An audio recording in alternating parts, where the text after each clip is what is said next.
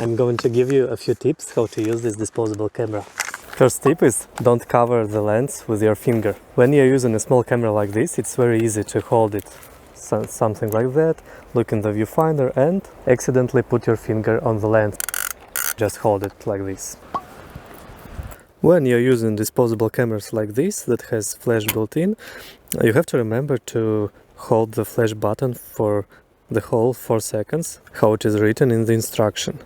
Because most of the time you're running and gunning, taking it out, focusing, shooting, and you wanted to produce a bright photo but forget to charge the flash completely. It takes around 4 seconds. Just hold your finger a little bit longer. The indicator will become red, but even after it's red, I like to hold it for 1.5 seconds more for it to be charged for sure. And talking about flash, usually these cameras have a very small aperture. This camera has aperture 11 and shutter speed is 100, I believe. Film speed is 800, this helps a little bit in the dark, but due to the aperture is very small, it is practically impossible to use it in low light. You need to use the flash.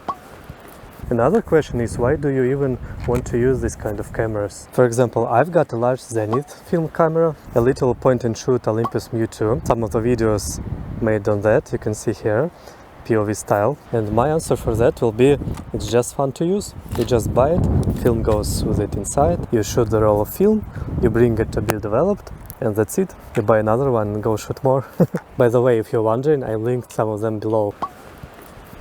Do not shoot into the mirror. Yes, I've done that before. Photos look terrible because only the flash is visible in the reflection. Another essential thing I'm always forgetting to do. When you took a photo, immediately do this with this wheel. Okay, it's not working right now because this camera is used already. I made a video how to remove the film from the body. And another interesting one, some people that never used film cameras are wondering how to process the film, how to develop it, how to get the photos from the thing after they bought. Basically, it's very easy. You just shoot it, you go to your developing store or your photo shop, not the program, but the shop, and you just ask them to develop it for you.